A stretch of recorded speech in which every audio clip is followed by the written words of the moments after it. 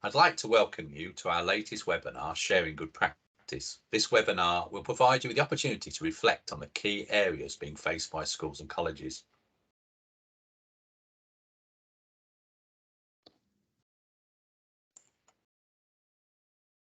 Presenting today's webinar is myself, Andy Goodeve, and Rebecca Howitt. We both have a background of education from a teaching and from a leadership perspective.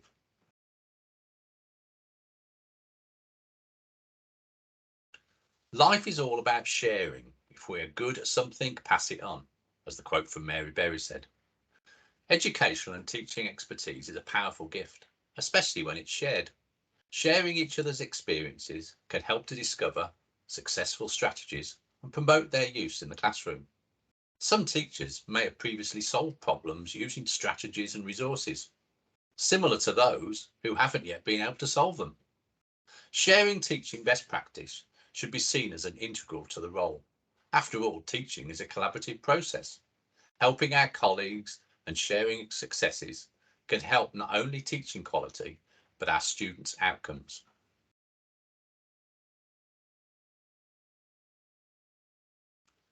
Sharing not only helps others with developing their skills and knowledge, but it also greatly benefits those who are sharing it. Gives us a bit of a feel-good feeling.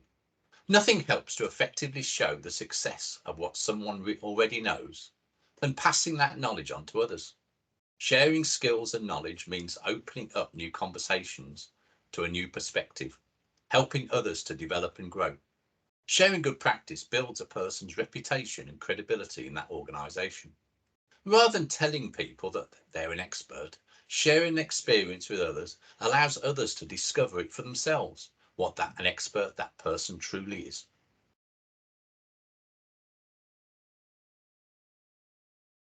Here's some ideas for sharing best practice. Using social media as a sharing best practice go hand in hand. Twitter is a hub of educational CPD opportunities. Educationists sharing their tried and tested teaching techniques. Why not pass on your knowledge through the use of a collaborative workshop? It's amazing how certain techniques can be applied to all subjects. What about speed dating CPD sessions, focusing on quick sharing of ideas? For example, ideas on questioning or student engagement. Creating best practice champions. In SchooliP, we call them super users. A focus group of people from across an organisation who take ideas and share them school-wide, who in turn those people cascade them to others. Sometimes you don't realise how good you are at certain aspects of your role. Maybe it's because they seem to be normal to you, or because you've never been told or don't get enough feedback. A great way to get feedback almost immediately is to share your ideas. This could be in a public, like posting a blog, or it could be just a simple conversation running through an idea with a colleague and listening to their opinions. Another way of sharing best practice and expertise is to actually observe. Observe lessons and have your teaching critiqued, possibly like in form of a coaching triad. This may seem initially intimidating, but being able to have peers review you in action means that be able to offer an insight into your approach within the classroom. Observing a colleague also allows you to focus on them in the classroom, picking up new ideas and approaches, as well as providing them with valuable feedback that they may not have picked up on their own. Another idea is being willing to share your ideas through forums.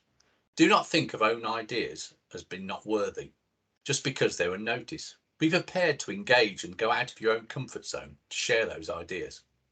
It's now up to you to find a way of sharing that suits you.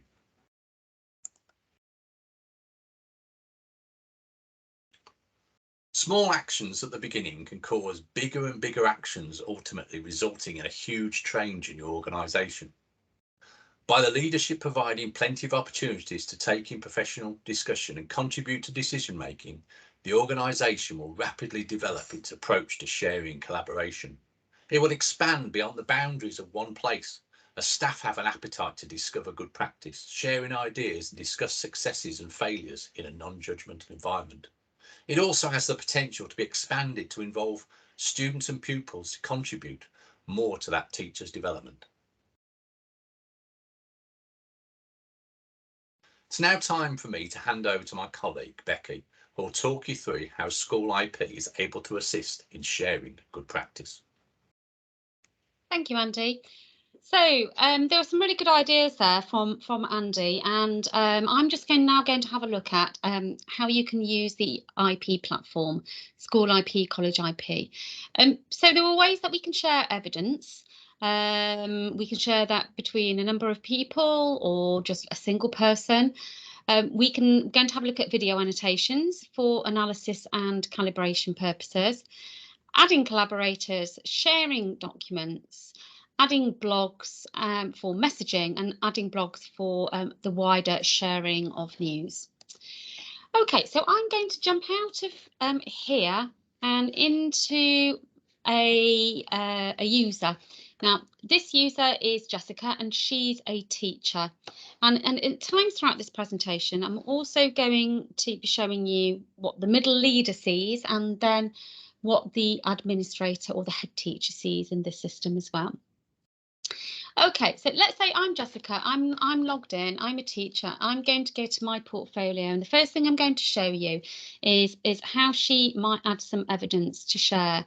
So the first thing I'm going to show you is how she's going to be sharing with her line manager, for example. So it's an example lesson plan that she has, and that she's going to share it with her line manager.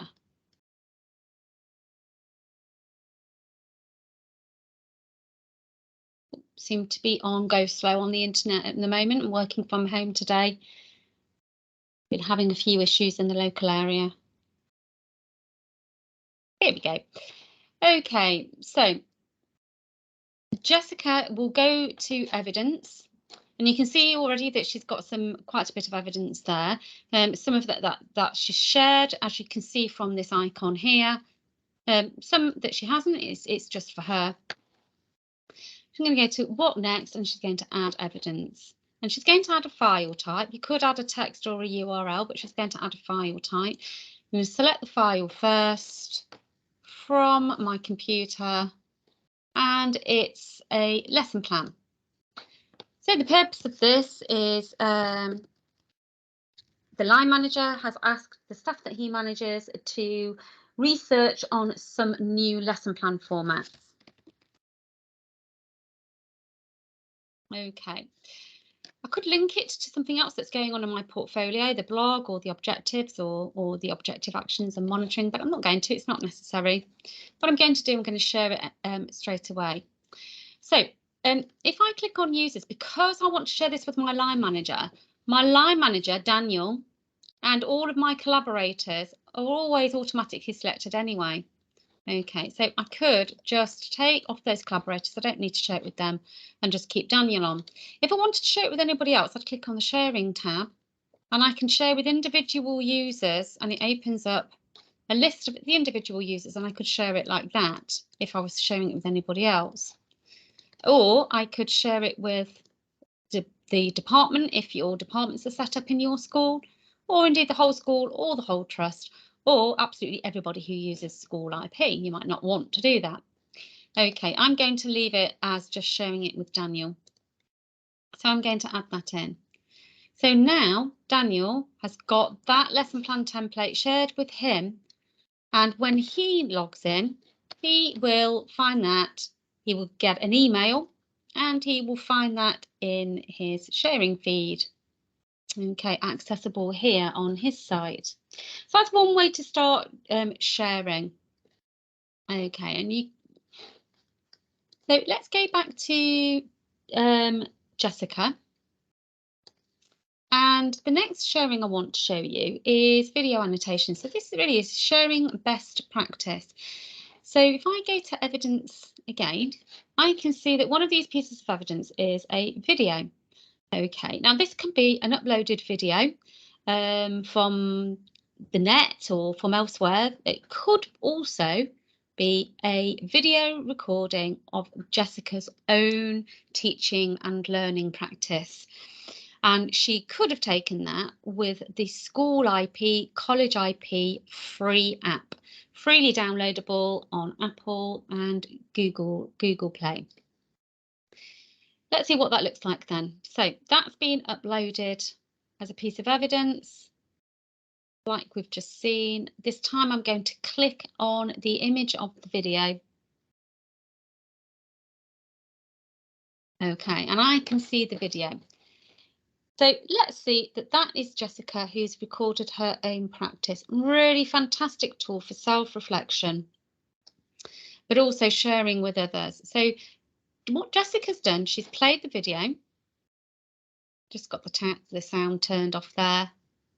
And she's got to the point in the video where we can scroll forward about there. This is the point that she wants to review. This is the interesting part about what she set her criteria out. So she's going to pause that there. Go to what next? Go to the plus to add an annotation.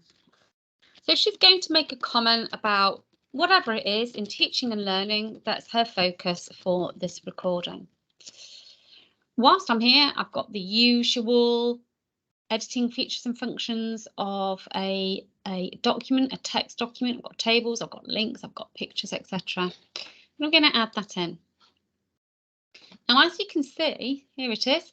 Alongside all of these others that have been added in, each annotation has a timestamp in the video, which means I myself can jump to that part of the video, or that part of the video, or that part of the video, jumping back and forwards to review that video. So where does the sharing come in? Well, I could invite my mentor or my team teach or my coach or my line manager to also view that video and then to also make comments against my comments. So it could just be to share best practice. Hey, have you seen this video I found? Have you seen this brilliant questioning technique? Take a look at this. Or indeed, it could be, this is my self-reflective practice and I'd like to share it with you. So that's video annotations. Remember, you can upload a video or you can use the school IP, college IP app to record it and upload it automatically for you. Okay, so I'm going to go back to portfolio. And I'm going to now think of those types of people I want to share with, who I really want to share a lot of information with. They might be my coach or mentor, and I'm going to set them up as collaborators.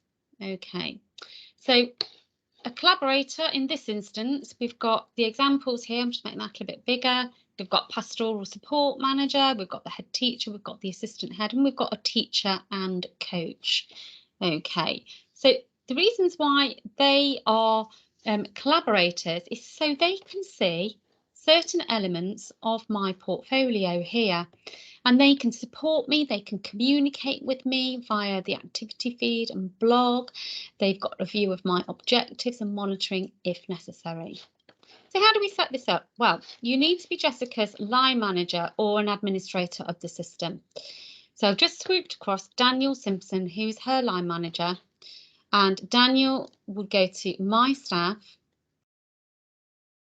click on Jessica Alcott, and Daniel can go to Collaborators. Now, if you notice, Daniel now can edit those collaborators, or he can delete them when they're no longer in use. Back to Jessica, she doesn't have those symbols there because she doesn't have the rights to do that. It's also only, like I say, the line manager or the site administrator who has the rights to set a new collaborator. So let's do that. We'll go to what next? We'll go to add collaborator, and I'd find my new collaborator. Let's say it's Peter Harrison. And I've set the rights. What do I want Peter Harrison to see? Well, it depends on what collaborator relationship they've got. So I'm happy for him, and I'll just make this a little bit bigger to view the objectives but not manage them. I don't think he necessarily needs to view my blog and all of my blogs with other people. View and manage my evidence, so he can upload evidence on my behalf. I don't think he needs to see my monitoring, but view the standards, areas for development, CPD, and he doesn't need to see my interim reviews. That's just between me and my line manager. So I'm going to save that. And now we've added Peter Harrison as a collaborator. If I now show you Jessica's and refresh,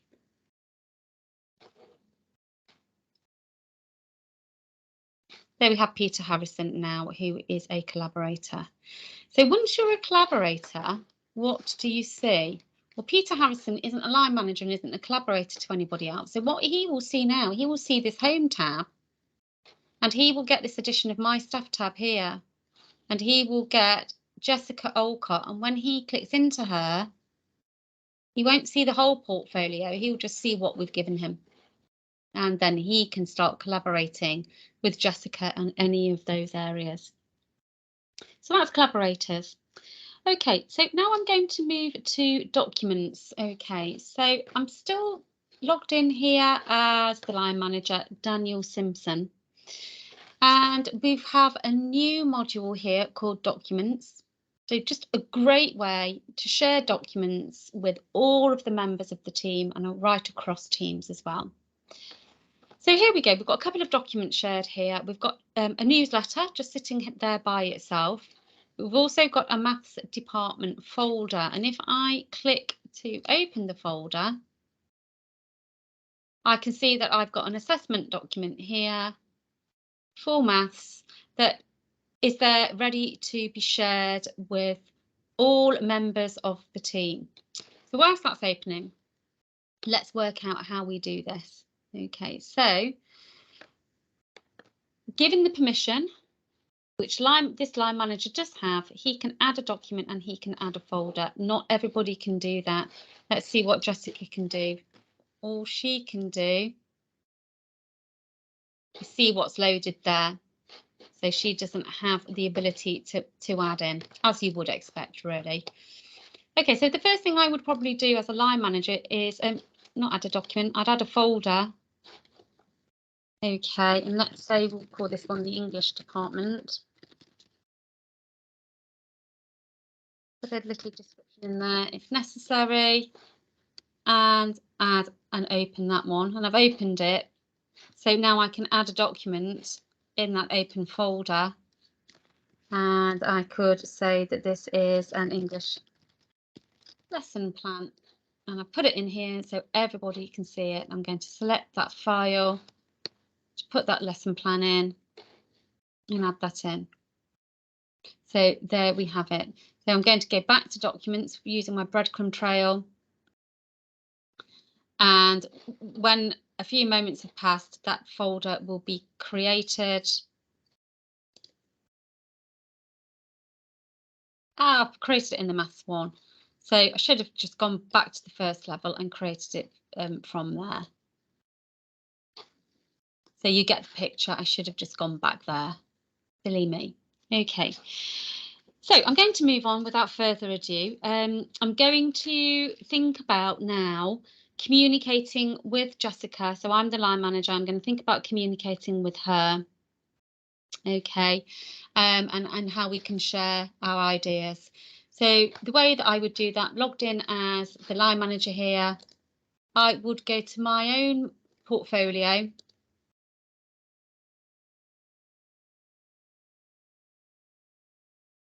Okay, activity feed. What next? And I'll add blog. Okay, so Jessica and I blog regularly, and I'm going to ask her arrange a May meeting date, and it's linked to, we're going to have a meeting about a couple of objectives. We're just going to have a quick chat about those. Okay, and I can share here a link with her, a picture, a video. However, I just want to share with user, I want to share with Jessica. I'm just going to check who else that's shared with. It's shared with my line manager. I don't want that. That's not necessary. And I'm going to add that in. Okay, so here I've got the details of that in my activity feed. So it's there. It's never going to disappear. I'm never going to lose it in an email trail. Okay, so that's really useful for me. And then Jessica will receive an email saying that she has that message in her sharing feed. Here you go, arrange a May meeting date. And that's where she can see the details of that message, and she can go to her portfolio and respond to that by adding a blog, a meeting. She's going to link it to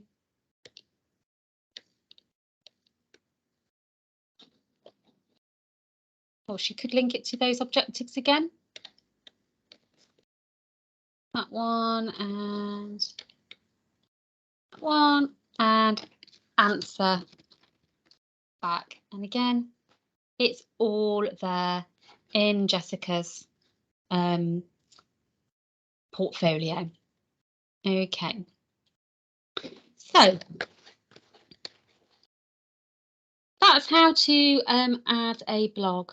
So the final use of blog, which I think you'll be interested in, is a way of using it to share news items across departments and across the school in such a way that it looks a little bit like this. If I go to the sharing feed here, I'm on as the head teacher here.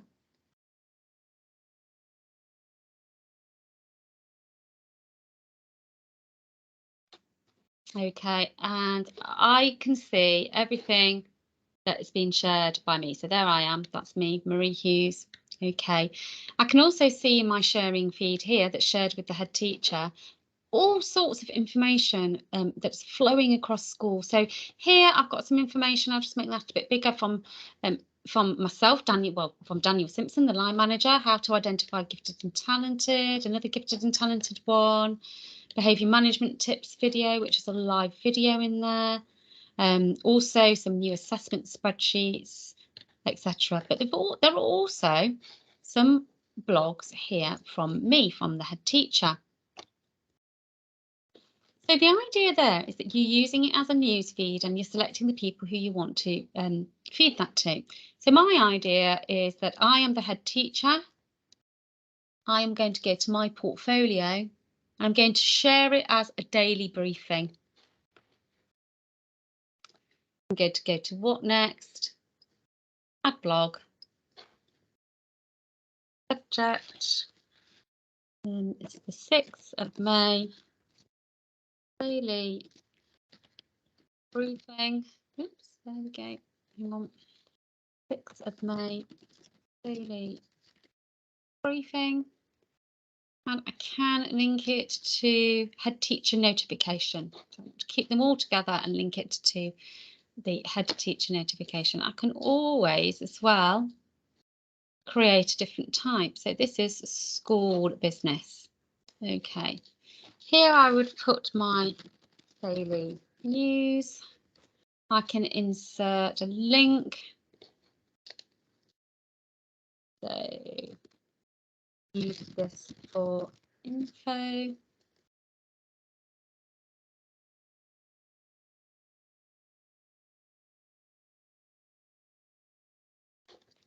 That opening a new window, yeah. And I can even insert an image. So I can choose a file,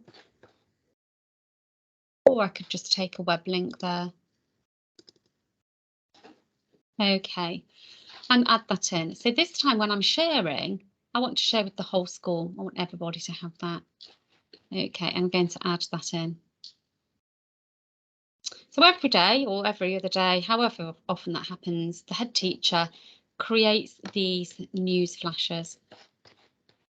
And for the staff members, they will get an email alert and they will open that up in their sharing feed. And they will get that there in their sharing feed. Here I'm Jessica Alcott again. I'm back to being the teacher. And let's say I wanted to see all of the head teachers' news over the last few weeks.